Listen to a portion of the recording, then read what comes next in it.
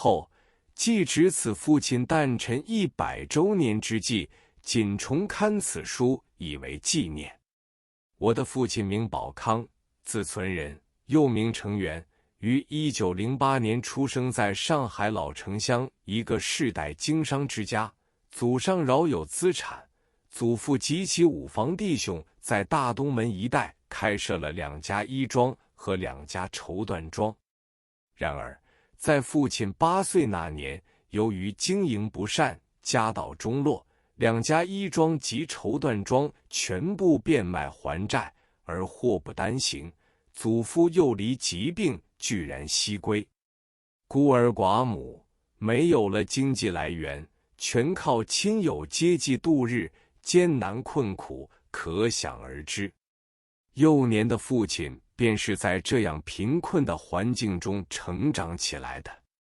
父亲10多岁时，中学毕业后，在伯祖的资助下，根据祖父要让父亲学医的遗言，投考了由丁甘仁先生创办、由谢立恒先生任校长的上海中医专门学校。为了阅读中医典籍，父亲又先后拜姚公鹤先生和章太炎先生为师，补习国文。由于家境贫困，父亲在读书之余，还应征为丁福宝先生做过抄写和剪贴工作，并时常忙里偷闲，写些短文，用存仁或绿豆做笔名，投寄当时《申报》的副刊《常识》和小报《京报》《金刚钻》等，以获取一些稿酬，补贴生活之需。由于生活的磨练，父亲从小养成了勤奋好学和写作的习惯。他一生除行医外，每天至少花2个小时写作，从不中辍。很多年后，父亲青年时代的朋友禽兽欧世伯在一篇文章中回忆说：“我和陈存仁年龄差不多，加上都爱爬格子，向大小报投稿，于是很自然地碰到了一起。这也许就是佛教所说的缘分吧。可我们在性格上毕竟还有差别，他沉着稳重，克制力很强，我则大胆好奇，喜爱热闹。另外有几个游旅，如姚克、鄂森等，经常和我去餐馆或上跳舞厅，甚至跟着别人闯进赌场或妓院去，竟想在堕落的血泊上试一试滑翔的滋味。陈存仁却从来不愿同行，几次之后，我们也不再邀他了。当时我们都还纯真坦率，并没有为此责怪他没有哥儿们的义气。后来我变得懂事了，一经追想，更不由不对陈存仁的富于定力、不随波逐流感到是一种可贵的品质，也使他在10几年后便功成业就，从无数的同道中脱颖而出。上海滩1992年第6期。诚如秦世伯所言，父亲的这种品质正是他日后事业成功的基本条件，而父亲这种优秀品质的形成，除了其幼年失户、家境贫寒的客观环境的逼迫外，还得益于其所拜之师丁甘仁、丁仲英、谢立恒、姚公鹤、章太炎、丁福宝诸位先生的教导和熏陶，这在父亲的著作《银元时代生活史》中有所反映。父亲在上海中医专门学校毕业后，先后跟随丁甘仁先生和其哲嗣仲英先生写方实习。在实习阶段，父亲就筹划创办一份医药防病保健卫生常识方面的报刊，明日康健报。这个想法一提出来，便得到了丁仲英和丁福宝先生的支持。父亲经过周密的筹备之后，终于刊行了中国历史上的第一份医药报刊。这份报纸有很多名医名人撰稿，且编排格式新颖，大小标题做得引人注目，因此才发行了2、3期，就在社会上激起了一定程度的轰动。上海滩1992年第6期。康健报第一期就发行了14000份，以后又获得8000户固定订户。实习2年后，父亲获得了一定的诊病经验，获师同意后，便在山东路2号、南京路口租得2间屋子，独立开设诊所，正式挂牌行医。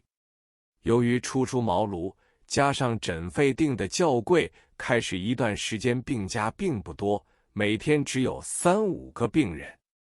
当时父亲才20岁，而人们选择医生总以为越老越有经验。为了适应这种心理，父亲有意识地成年穿着深色的长袍马褂，架一副平光眼镜，戴一项瓜皮帽，俨然成了一个小老头。在父亲的苦心经营下，数年以后，诊屋有了较大的发展。这期间，父亲曾医好了于右任先生的伤寒病，与右老结下了一段友情。1929年3月17日，为了抗议国民党政府中央卫生委员会提出的根本提倡西药、推翻中医中药决议案，全国医药界代表聚集上海总商会，召开全国医药团体代表大会，商讨对策。父亲便是这场抗议运动的发起组织者之一。大会推举了5名代表赴京请愿，父亲是为代表之一。事后，父亲撰写了《3·17国医节事件回忆录》一书。这一事件后，父亲被卫生部聘为顾问。1935年，父亲积数年之辛劳，主编出版了一部300多万字的《中国药学大辞典》，由世界书局出版。《中国药学大辞典》一版再版，前后达27版。但为了编撰这部药典，父亲疲劳过度，得了严重的神经衰弱症，休养了数月之久，才逐渐康复。2年后，父亲又主编了一部《黄汉医学丛书》，其中收集的汉医书籍达400多种，亦由世界书局出版。秦世伯在他的文章中也谈到了父亲编撰《中国药学大辞典》之事。他说，他的规划如此细致周密，不由我不去着他那张镇定的脸，怔了好一阵子。孔子曰：吾有不如己者，这个陈存人，岂但我所不及，简直使我五体投地了。上海滩1992年第6期，1948年底，上海物价狂涨，货币贬值，生活无以为继，父亲不得已决定离开上海，到香港另谋生路。1949年初，父亲举家迁往香港。当时父亲所有的积蓄总共是9000港币，连订一间小公寓也不够。我一位在香港的外叔公问我父亲：元哥，看你在上海时气派还不小，你真的只有这么一点点？好了，我现在有些事去美国几个月，你一家4人就暂时住在我这里，不必付租。唯一条件就是我这个广东佣人跟了我多年，你用下去。总算住的问题暂时解决了。